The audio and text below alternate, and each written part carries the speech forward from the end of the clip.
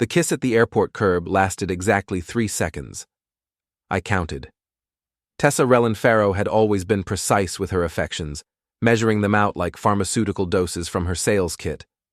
This morning felt no different. "Napa with the girls," she said, adjusting her designer sunglasses against the October Boston sun. "Back Sunday evening. Don't burn the house down while I'm gone."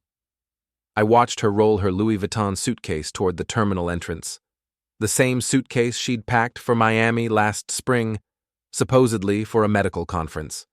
The same suitcase that had returned smelling like expensive cologne I'd never worn. "Have fun," I called after her. She waved without turning around. 20 minutes later, I sat in my home office staring at 3 computer monitors. The left screen showed my IT consulting contracts, enough work to keep me busy while my wife enjoyed her girls' weekend.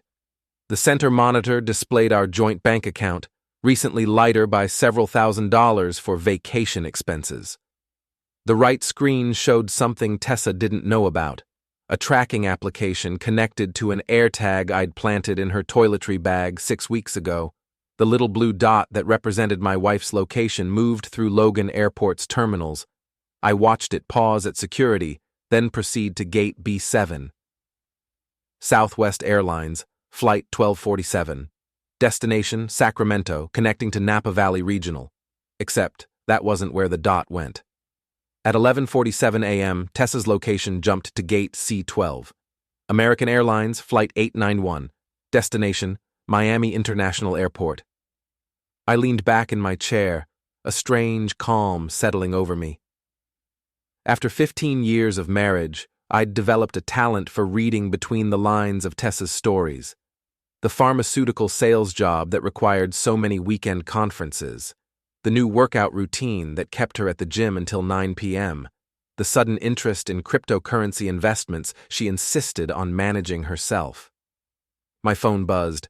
A text from Tessa. "Boarding now. The girls are already tipsy from mimosas. This is going to be such a relaxing week. Love you." I screenshot the message, then opened my laptop. A quick search revealed that Tessa's supposed traveling companions, her college friends Amy and Rachel, had posted Instagram stories from their actual locations. Amy was at her daughter's soccer game in Portland. Rachel was renovating her kitchen in Denver. The blue dot on my screen settled into its final position. 2847 Coral Gables Drive, Miami, Florida. I pulled up the property records. The house had sold 3 months ago for $2.3 million. Buyer, Meridian Holdings LLC, a shell company registered in Delaware. 5 bedrooms, 4 bathrooms, infinity pool, boat dock. The kind of place where pharmaceutical sales representatives definitely didn't hold girls' weekends. My phone rang. Derek, my younger brother, calling from his security consulting office downtown. "Hey, Wes, you sound weird. Everything all right?" "Define all right," I said, still staring at the property listing photos. "Tessa's supposed to be in Napa. She's actually in Miami, at a house worth more than our mortgage." "Ah, hell. You want me to make some calls? I still have contacts from my police days." "Not yet, but maybe soon." Derek had left the Boston PD 5 years ago to start his own private security firm. He specialized in corporate investigations, the kind of work that taught you how to find information people preferred to keep hidden. "You know what you're doing, right?" Derek asked. "This isn't some misunderstanding about flight connections?" I watched the blue dot pulse steadily from its Miami location.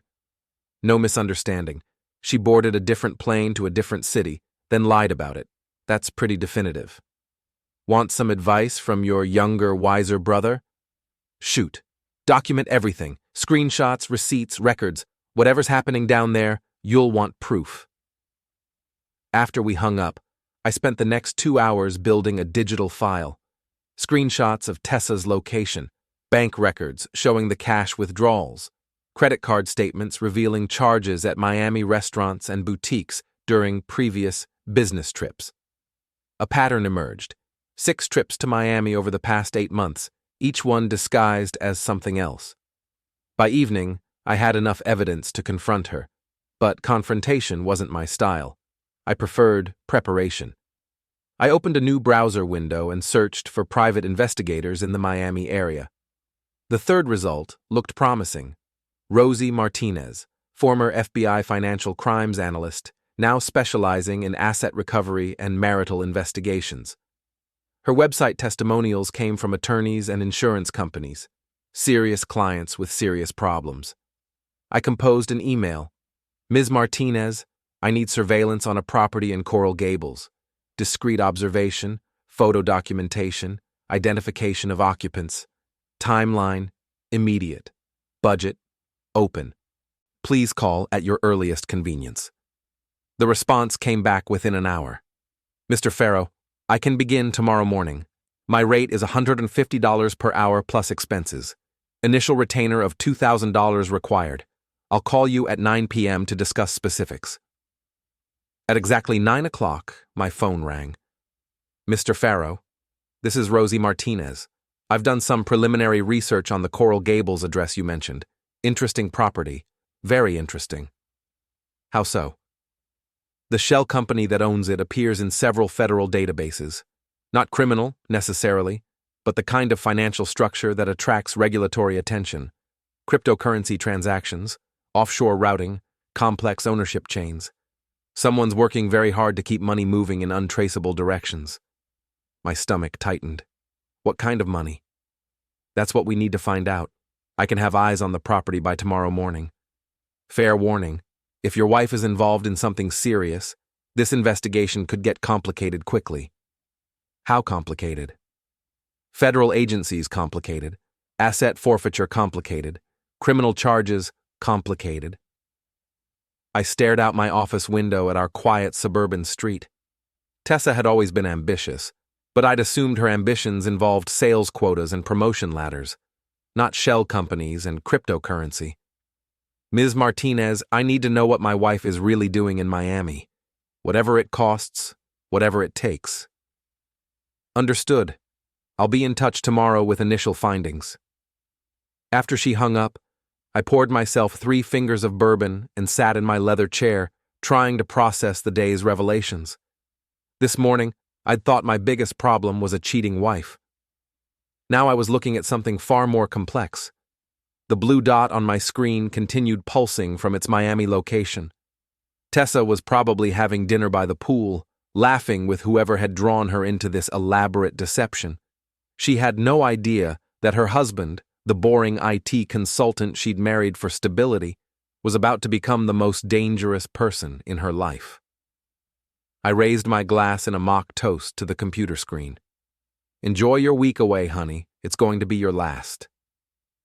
The email arrived at 6:23 a.m., sent to an address I'd never given to anyone, wes.farrow, personalprotonmail.com.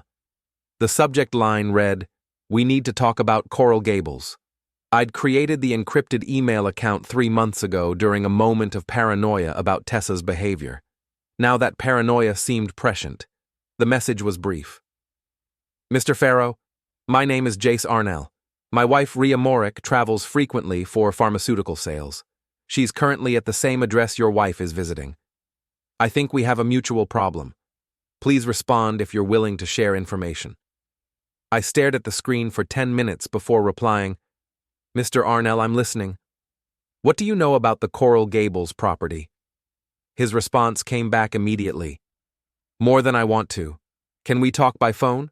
I'm in Chicago, but this situation requires immediate coordination. 20 minutes later, I was on an encrypted call with a man whose voice carried the same mixture of anger and bewilderment I'd been feeling since yesterday. Jace Arnell, he said. Investment banker, married 12 years, 2 kids. My wife Rhea has been taking monthly trips for pharmaceutical conferences since last spring. Always Miami, always the same dates, always with colleagues I can never verify. When did you start tracking her? 3 months ago. She claimed to be at a medical conference in Orlando, but I saw charges from Miami Beach restaurants on our credit card. I hired a private investigator. What did you find? The Coral Gables house is registered to Meridian Holdings LLC, same company that's been receiving wire transfers from accounts Rhea controls. Small amounts at first, $5,000 here, $10,000 there. Then larger sums. Last month, she moved $50,000 through cryptocurrency exchanges. I opened my laptop and pulled up Tessa's financial records. Jesus, same pattern here. I thought she was just having an affair. Oh, they're definitely having affairs, but that's not the main event. The main event is financial fraud on a scale that's going to attract federal attention. Jace's words hit me like ice water. Federal attention? The FBI has been investigating cryptocurrency money laundering operations in South Florida, shell companies, offshore accounts, pharmaceutical industry connections. The Coral Gables house appears in at least 3 federal databases. How do you know this? Because I used to work financial crimes for the Treasury Department before I went into private banking. I recognize the patterns. I felt the ground shifting beneath me. What are we looking at here? Best case scenario? Our wives are helping someone move money offshore to avoid taxes. Worst case? They're laundering proceeds from pharmaceutical theft, insurance fraud, or worse. Either way, when the feds move on this operation, anyone connected is going to face serious charges. My phone buzzed with a text from Tessa. Having amazing time with the girls, weather is perfect for wine tasting. Missing you. Jace, I need to ask you something. How far are you willing to go to protect yourself? As far as necessary. Rhea made her choice when she decided to involve our family in whatever this is. I've got 2 kids to think about. I hired a private investigator yesterday. She's watching the house today. Good. I've got surveillance equipment being delivered to a contact in Miami. By tonight, we'll have real-time audio and video from inside that property. The scope of what we were planning began to sink in. Is this legal? Monitoring your own spouse's activities? Absolutely. Recording conversations in a property involved in potential federal crimes? The legality gets murky, but the evidence could be crucial for our defense. Our defense? Wes, when this operation collapses, and it will collapse, the government is going to seize every asset connected to it. Bank accounts, real estate, investments, retirement funds, everything. Our only protection is to demonstrate that we were victims, not participants. I walked to my office window and stared out at the suburban street where I'd lived peacefully for 8 years. How do we do that? We document everything. We prove our wives deceived us. We show that we took action to expose the fraud as soon as we discovered it. And we make sure we're the first ones talking to federal agents when they start making arrests. You think arrests are coming? I know arrests are coming. The only question is whether our wives are targets or witnesses. At 2 p.m., Rosie Martinez called with her initial surveillance report. Mr. Farrow, I've been watching the property since 8 a.m. Your wife is definitely there, along with a woman matching the description of Rhea Morick. But they're not alone. Who else? 2 men, both appearing to be in their 40s. One drives a BMW with rental plates. The other has a Mercedes registered to a company called Cross Holdings. I ran the plates. The Mercedes belongs to Evan Cross, Senior Vice President at Meridian Pharmaceuticals. The name hit me like a punch. Evan Cross was Tessa's boss, the man she'd mentioned dozens of times over the past 2 years. Always in professional contexts, always with just a hint of admiration that had made me uncomfortable. Ms. Martinez, I need you to get photos of everyone at that property, and I need to know what they're discussing. Photos are easy. Conversations are more challenging, but not impossible. The property has large windows facing the pool area. With the right equipment, I can capture audio from their outdoor discussions. Do it, whatever it costs. Mr. Farrow, there's something else. I've seen federal surveillance vehicles in the neighborhood, unmarked cars with government plates, positioned to watch the house. Your wife and her associates are already under investigation. After Rosie hung up, I called Jace back. The feds are already watching them, I said. My investigator spotted surveillance cars. Then we're running out of time. I'm flying to Miami tonight. We need to confront them before the government moves. Confront them how? We serve them with separation papers, in person, at the house, with the federal agents watching. We make it clear that we're divorcing them and distancing ourselves from their activities. Won't that tip them off? They're already tipped off if the FBI is conducting surveillance. Our priority now is protecting ourselves. That evening, I sat in my home office reviewing 15 years of marriage to a woman I apparently never knew. Tessa's pharmaceutical sales career, which I'd supported through night classes and professional conferences, had been a cover for financial crimes. Her business trips, which I'd endured with good humor and trust, had been operational meetings for money laundering. Her ambition, which I'd admired and encouraged, had been greed disguised as professional drive. My phone rang at 9 p.m. Tessa calling from Miami. "Hi, honey, just wanted to check in. The girls and I had dinner at the most amazing restaurant in Napa. You would love the wine selection." "Sounds wonderful," I said, watching her location pulse from Coral Gables on my computer screen. "What's the name of the restaurant?" "Oh, I can't remember the exact name. Something French. We had a lot of wine with dinner." "Of course. Well, enjoy the rest of your trip." "I will. Love you." "Love you too, Tessa." I hung up and immediately called my attorney. "Jim, it's Wes Farrow. I need separation papers drawn up immediately. Full asset protection, immediate account freezes, everything you can do to insulate me from my wife's financial activities." "Wes, what's going on?" "I'll explain everything tomorrow. For now, just assume that Tessa is involved in something that's going to attract federal criminal charges." "Jesus, how soon do you need the papers?" "Tomorrow morning. And Jim, I need you to serve them in person, in Miami." Rosie Martinez's voice crackled through my phone at 7 a.m., excitement cutting through the encrypted connection. "Mr. Farrow, you need to see what I captured last night. I'm sending you encrypted files, video and audio from the pool area. Your wife and her associates discussed operational details that confirm everything we suspected." I opened my laptop and downloaded the files. The video quality was surprisingly clear.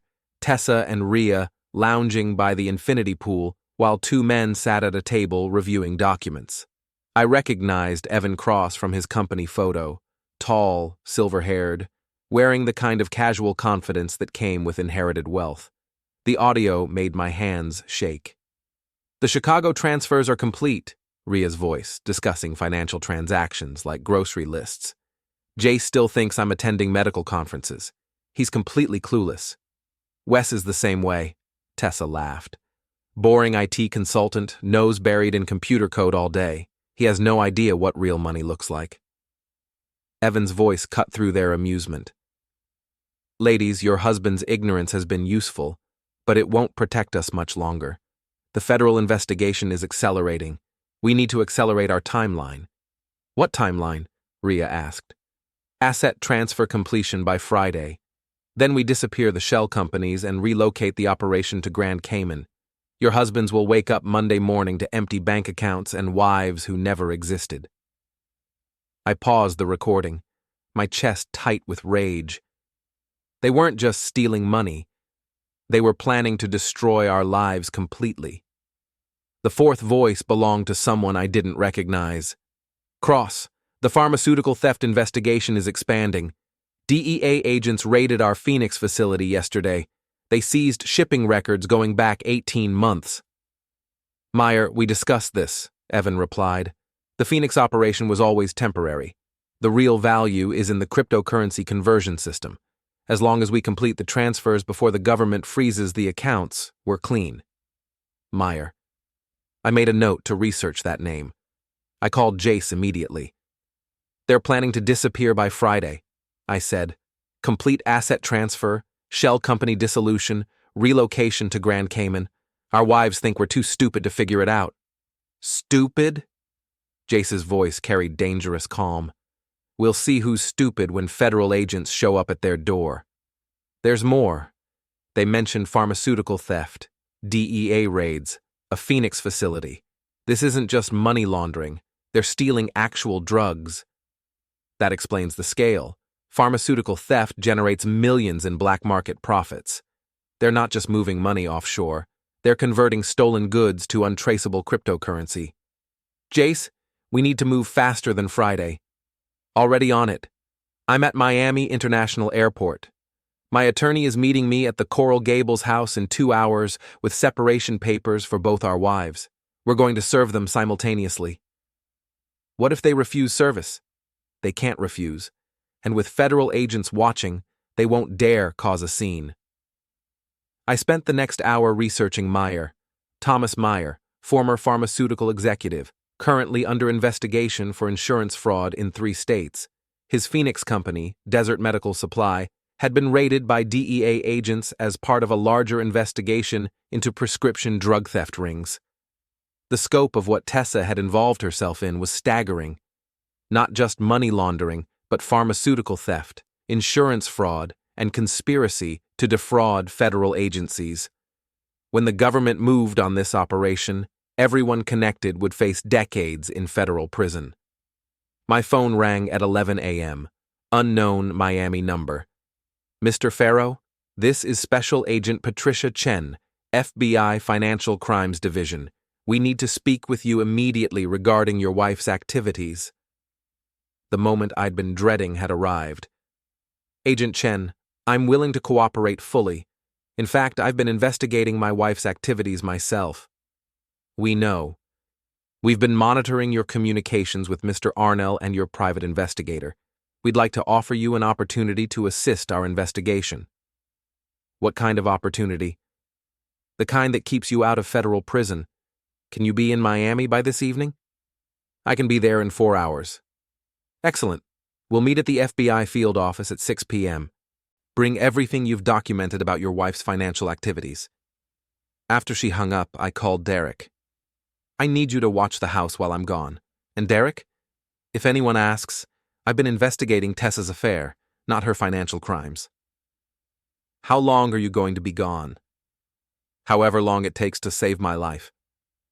I packed a bag and drove to Logan Airport, my mind racing through everything I knew about federal cooperation agreements. The FBI was offering me a chance to testify against Tessa in exchange for immunity. But immunity required complete honesty about my knowledge of her activities. The question was, how much had I really known, and how much could I claim to have discovered only recently? During the flight to Miami, I reviewed every interaction I'd had with Tessa over the past year. The late-night phone calls she claimed were work emergencies, the new designer clothes that exceeded her legitimate salary, the cryptocurrency investment discussions she insisted on handling privately. Had I been willfully blind or genuinely deceived? The answer would determine whether I walked away from this investigation as a witness or a defendant. At 5:30 p.m., I sat in the FBI field office waiting room, surrounded by other people whose lives had intersected with federal crimes. A secretary called my name, and I followed her down a corridor lined with photographs of wanted fugitives. Agent Chen was younger than I'd expected, with the kind of focused intensity that suggested she'd built her career on complex financial investigations. Mr. Farrow, thank you for coming. Before we begin, I need to inform you that this conversation is being recorded and that you have the right to have an attorney present. I understand. I want to cooperate fully. Excellent. Let's start with what you know about Meridian Holdings LLC and your wife's involvement with cryptocurrency transactions. For the next 3 hours, I told Agent Chen everything. The AirTag tracking, the private investigator, the shell company research, the audio recordings from the Coral Gables house. I held nothing back. When I finished, Agent Chen leaned back in her chair. Mr. Farrow, your wife and her associates are involved in a pharmaceutical theft and money laundering operation that spans 6 states and 3 countries. The estimated value of stolen goods exceeds $12 million. $12 million? Prescription medications stolen from hospitals, clinics, and distribution centers, then sold on black markets and converted to cryptocurrency. The Coral Gables house serves as an operational headquarters. What happens now? We execute arrest warrants tomorrow morning. Your wife, Rhea Morick, Evan Cross, and Thomas Meyer will be charged with conspiracy, money laundering, and pharmaceutical theft. Each charge carries a maximum sentence of 20 years. My head spun. And me? You'll testify as a government witness. In exchange, you receive full immunity and assistance with asset recovery. Asset recovery? Mr. Farrow, your wife has stolen approximately $400,000 from your joint accounts. We can help you recover most of it. I signed the cooperation agreement at 9 p.m., officially becoming a federal witness against my own wife. As I left the FBI building, my phone buzzed with a text from Tessa. Having the most amazing time. Wish you were here to enjoy this beautiful house with me. Tomorrow morning, she'd discover exactly how much I knew about her beautiful house and her amazing time. I smiled for the first time in days. At 6:47 a.m., I stood behind a line of federal agents preparing to serve arrest warrants at 2847 Coral Gables Drive. Agent Chen had invited me to witness the arrests, partly for my testimony preparation, partly because she understood my need to see justice delivered personally. "Remember, Mr. Farrow," she said, adjusting her bulletproof vest, "you're here as an observer only. Let us handle all interactions with the suspects." Through the trees, I could see the infinity pool where Tessa had laughed about my ignorance just 2 days ago. Now that pool was surrounded by FBI agents, DEA investigators, and IRS Criminal Division personnel. Agent Chen spoke into her radio. "All units, execute warrants on my mark. 3, 2, 1, mark." The front door opened before the agents could knock. Tessa appeared in a silk robe, coffee mug in hand, looking like she was expecting room service rather than federal agents. "Tessa Rellan-Farrow," Agent Chen announced, "you're under arrest for conspiracy to commit money laundering, pharmaceutical theft, and wire fraud." The coffee mug shattered on the marble floor. "What? There must be some mistake. I'm on vacation. I'm not involved in anything illegal." "Ma'am, please turn around and place your hands behind your back." I watched from behind a palm tree as handcuffs clicked around my wife's wrists.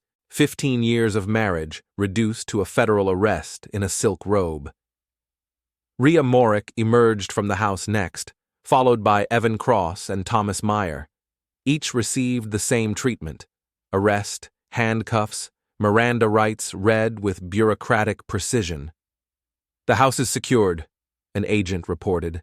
"We're beginning evidence collection." For the next 4 hours, I watched federal agents document everything: computers, phones, financial records, cryptocurrency hardware wallets, boxes of pharmaceutical samples. The evidence of their operation filled 3 government vans. Agent Chen approached me as the suspects were loaded into separate vehicles.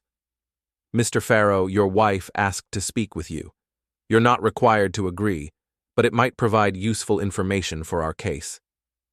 "Where is she?" "Interview room at the field office. She's been advised of her rights and has declined an attorney." "She declined an attorney?" People make poor decisions when they're panicking. At the FBI field office, I sat across a metal table from my wife of 15 years. Tessa looked smaller in the orange jumpsuit, her confidence replaced by desperate confusion. "Wes, thank God you're here. This is all a terrible misunderstanding. You have to help me explain to these people that I'm not a criminal." I studied her face, searching for any trace of the woman I'd married. "Tessa, I heard the recordings from the pool area. I know about the pharmaceutical theft, the money laundering, the plan to disappear to Grand Cayman." Her expression shifted from confusion to calculation. "What recordings?" "The ones where you called me a boring IT consultant who's too stupid to understand real money." "Wes, I never said that. I have audio files. Those could be faked. Digital manipulation. You know about computers. You could have created fake audio to frame me." I almost laughed. Even facing federal charges, Tessa was trying to manipulate the situation. "Agent Chen," I said to the camera in the corner, "I think we're finished here." "Wait," Tessa grabbed my arm. "Wes, please, I made some mistakes, but I never meant to hurt you. We can work through this. Marriage counseling, financial planning, whatever you want." "What I want is a divorce." "You don't mean that." "I signed the papers yesterday. You'll receive service when you're released on bail." "Released on bail?" Tessa's voice cracked. "They're not keeping me in jail, are they?" I stood up. Tessa, you stole $12 million worth of prescription drugs. Bail is going to be a problem. As I walked toward the door, she called after me. Wes, I love you. This is all Evan's fault. He manipulated me into this. I'm a victim too. I paused at the door. No, Tessa. You're not a victim. You're a criminal who got caught. Agent Chen met me in the hallway. How did she seem to you? Like someone who still thinks she can lie her way out of federal charges. That's consistent with our profile. Mr. Farrow, your wife is going to be offered a plea agreement in exchange for testimony against Evan Cross and Thomas Meyer. The prosecution wants to know if you have any objection to a reduced sentence. I considered the question. Part of me wanted Tessa to face the full consequences of her choices, but another part, the part that had loved her for 15 years, wanted her to have a chance at redemption. Agent Chen, I want justice. If that means she testifies against the people who organized this operation, I can accept a reduced sentence. The plea agreement would likely result in 18 months in federal prison, followed by supervised probation and asset forfeiture. Asset forfeiture? Everything purchased with stolen money gets seized. The house, cars, jewelry, investment accounts. She'll essentially start over with nothing.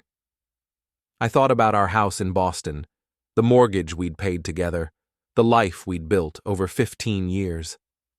What about our joint assets? You'll recover everything that can be proven legitimate. The government isn't interested in punishing innocent spouses. That evening, I sat in my Miami hotel room reviewing the cooperation agreement I'd signed. Tomorrow, I would fly back to Boston and begin the process of rebuilding my life without Tessa. The woman I'd married no longer existed, if she ever had. My phone buzzed with a call from Derek. Wes, how did it go? She's in federal custody. Charges include money laundering, pharmaceutical theft, and conspiracy. She's looking at 20 years if convicted. Jesus, how are you holding up? Better than I expected. Derek, I need you to change the locks on the house tonight, and I need you to remove all of Tessa's belongings and put them in storage. You sure about that? She made her choice when she decided to steal $12 million. I'm making mine.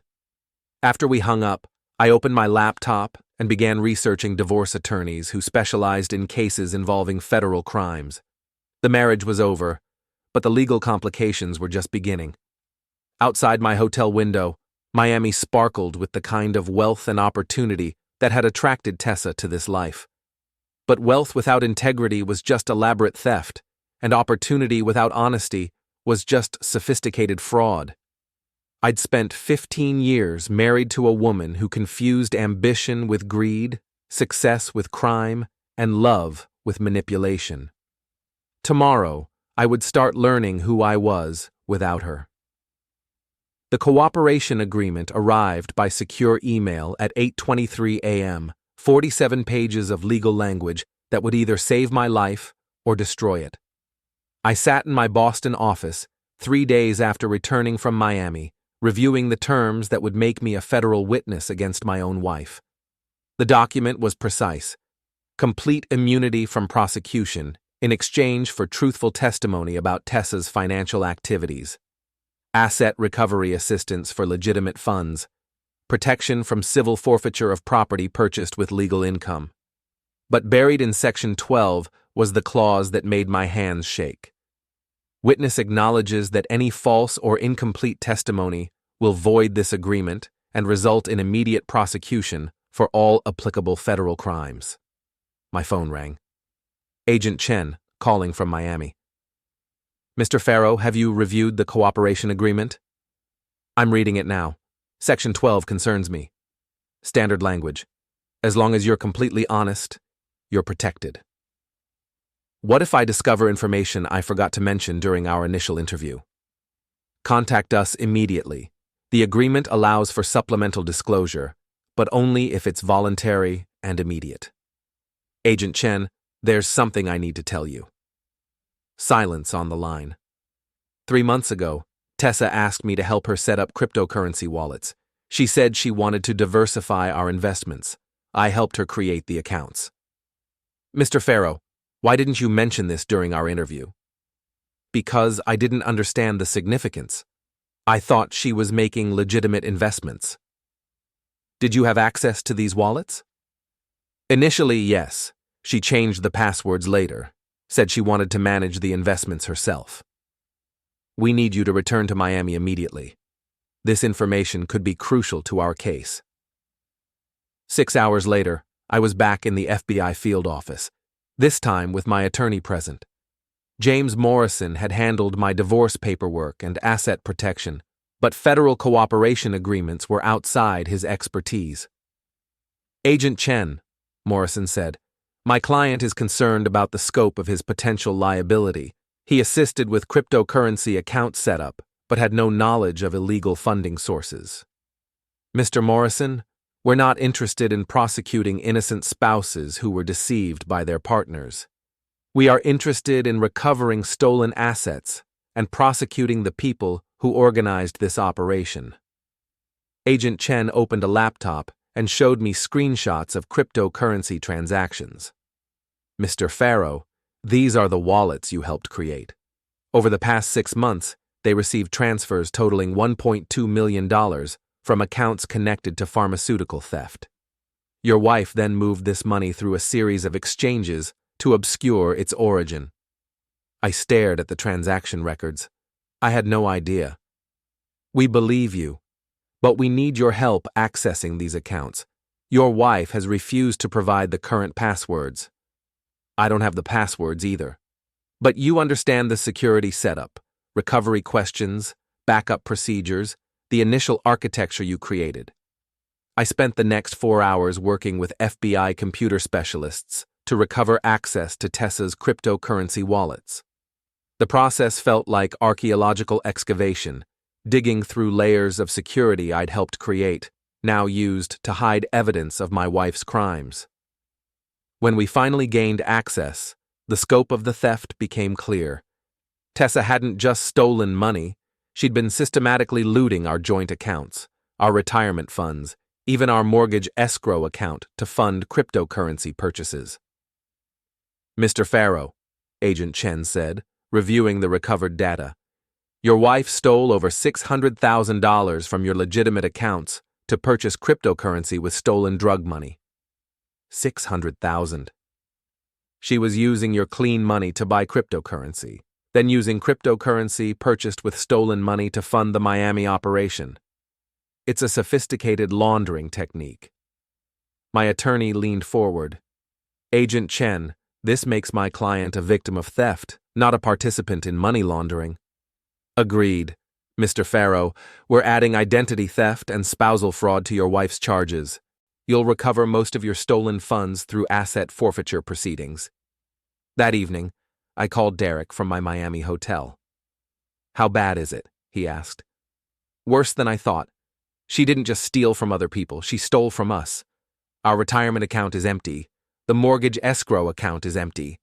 She was funding her criminal operation with our life savings. Jesus, Wes, what are you going to do? Testify against her. Recover what I can. Start over. You sure about this? Testifying against your own wife? Derek, she's not my wife anymore. She's a criminal who happened to be married to me. The next morning, Agent Chen called with an update. Mr. Farrow, your wife has accepted a plea agreement. 18 months in federal prison, followed by 3 years supervised probation. She'll testify against Evan Cross and Thomas Meyer in exchange for the reduced sentence. What about asset recovery? We've frozen all accounts connected to the operation. You should recover approximately 80% of your stolen funds within 6 months. And the house? Your house in Boston is protected. It was purchased with legitimate income before your wife's criminal activities began. I felt a weight lift from my shoulders. The house, our house, my house now, was safe. Agent Chen, when do I testify? Cross and Meyer's trial begins in 4 months. We'll need you to testify about the cryptocurrency setup and your wife's deceptive behavior. What about Tessa's testimony? She'll testify first, as part of her plea agreement. Then you'll testify to corroborate her statements, and provide technical details about the money laundering process. After the call, I walked to the hotel window and stared out at the Miami skyline. Somewhere in this city, Tessa was sitting in a federal detention center, preparing to testify against the people who had drawn her into a criminal conspiracy. Part of me felt sorry for her. The woman I'd married had been ambitious but not criminal, driven but not dishonest. Somewhere along the way, she'd made choices that transformed her into someone I didn't recognize, but sympathy didn't change the facts. She had stolen from me, lied to me, and planned to abandon me with nothing while she disappeared to Grand Cayman with her criminal associates. I opened my laptop and began researching financial advisors in Boston. When I recovered my stolen funds, I would need help rebuilding the retirement account Tessa had looted, the savings account she'd emptied, the financial security she'd destroyed. This time, I would manage my own money. My phone buzzed with a text from an unknown number. "Mr. Farrow, this is Tessa. They let me send one message. I'm sorry for everything. I hope you can forgive me someday." I stared at the message for a long time before deleting it. Forgiveness was a luxury I couldn't afford. Justice was a necessity I could finally achieve. 6 months later, I sat at my kitchen table with coffee and a stack of federal court documents. The morning sun streamed through windows that had been replaced after Tessa tried to break in during her brief release on bail. The locks had been changed twice. The security system was new. The house felt like mine for the first time in years. The documents told the complete story of United States versus Cross, Meyer and Associates, the federal case that had dismantled a $12 million pharmaceutical theft operation. Evan Cross, convicted on all counts, sentenced to 15 years in federal prison. Thomas Meyer, convicted on all counts, sentenced to 12 years. Various associates and co-conspirators, sentences ranging from probation to 8 years. And Tessa, 18 months in federal prison, as promised by her plea agreement. The asset forfeiture paperwork showed the final accounting. I had recovered $547,000 of the $623,000 Tessa had stolen from our accounts. The remaining $76,000 had been spent on operational expenses that couldn't be traced or recovered. My phone rang. Derek, calling from his security office. "Morning, Wes. How are you feeling about today?" "Ready? I've been ready for 6 months." "You sure you want to see her?" "I need to see her." Tessa was being released from federal prison at 2 p.m. Her probation officer had arranged a meeting at my house so she could collect her personal belongings and sign final divorce papers. The meeting would be supervised, brief, and final. I spent the morning boxing the last of her possessions. Clothes that had been purchased with stolen money, seized by the government. Jewelry that had been purchased with stolen money, seized by the government. Books, photographs, personal items purchased with legitimate income, packed in boxes labeled T. Rellan. She would leave with exactly what she'd brought to the marriage 15 years ago. Nothing. At 1:45 p.m., a government car pulled into my driveway. Tessa emerged wearing civilian clothes that looked borrowed. Loose jeans, oversized sweater, sneakers that had seen better days. Federal prison had changed her. The confident pharmaceutical sales executive was gone, replaced by someone who looked uncertain about everything. Her probation officer, a stern woman named Patricia Williams, accompanied her to the door. "Mr. Farrow," Officer Williams said, "this meeting is limited to 1 hour. Ms. Rellan is here to collect personal property and complete legal paperwork. No extended personal discussions." Understood. Tessa stepped into the house she'd shared with me for 8 years, looking around like a tourist in a museum. "You redecorated," she said quietly. "I replaced what you destroyed." The living room had been completely renovated. New furniture, new paint, new artwork. Nothing remained that reminded me of our marriage. "Wes, can we talk privately for a few minutes?" Officer Williams shook her head. "All conversations must be supervised." I gestured toward the kitchen table, where the divorce papers waited. "Tessa, Your belongings are in boxes by the garage door. The papers need your signature on pages 12, 18, and 24. She sat across from me at the table where we'd shared thousands of meals, paid bills together, planned vacations, discussed our future. Now, we were dissolving our marriage with the efficiency of a business transaction. Wes, I know you hate me, but I need you to understand that I never meant for any of this to happen. What did you mean to happen? I meant to make enough money to secure our future. The pharmaceutical industry is brutal. Quotas, competition, constant pressure to perform.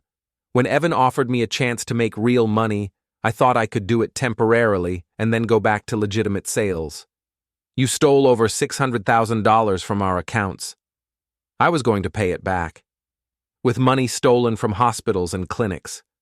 She signed the first page, her handwriting shaky.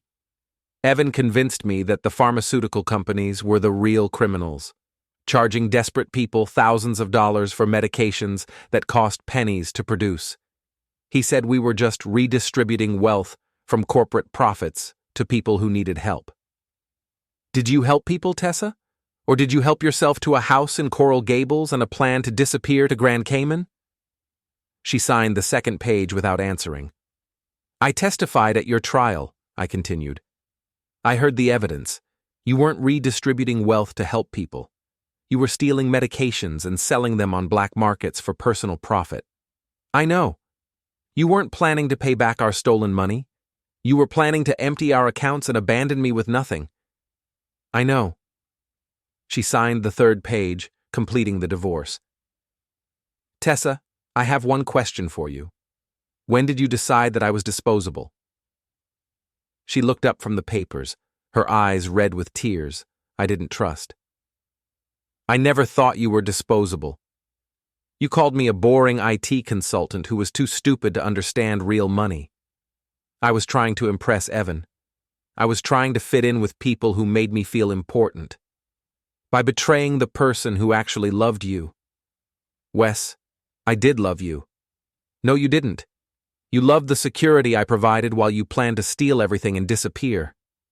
Officer Williams checked her watch. Ms. Rellan, we need to complete this meeting. Tessa stood up and walked to the boxes of her belongings. She opened one and pulled out a framed photograph from our wedding day. Can I keep this?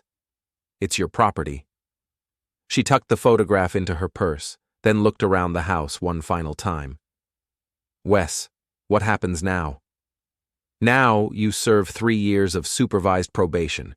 You find a job, rebuild your life, and live with the consequences of your choices. What about you? I move forward without you. Will you ever forgive me? I walked her to the door, where her probation officer waited.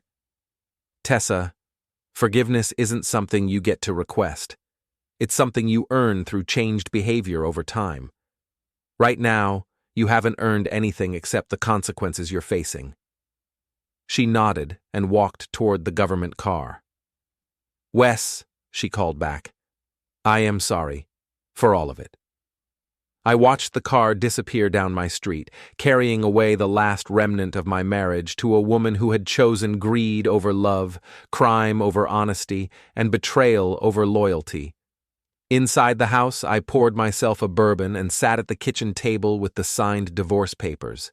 15 years of marriage reduced to legal documents and asset division. My phone buzzed with a text from Derek. How did it go? I typed back, it's finished. How do you feel? I looked around my renovated house, at the new furniture and fresh paint, at the life I'd built after discovering that my marriage had been a lie. Free, I typed back. I feel free. That evening, I called my financial advisor to discuss investment strategies for the recovered funds. Tomorrow, I would start a consulting project with a new client. Next week, I would meet with a real estate agent about buying a vacation cabin to replace the one Tessa had sold without my knowledge. I was 46 years old, divorced, and starting over. But I was starting over with the truth, with money I'd earned honestly, and with the knowledge that I'd survived the worst betrayal imaginable. Tessa had taught me that love without trust was just elaborate self-deception. But she'd also taught me that I was stronger than I'd ever imagined, smarter than she'd given me credit for, and capable of building a life worth living without her. The week away she'd planned had become permanent, and I was grateful,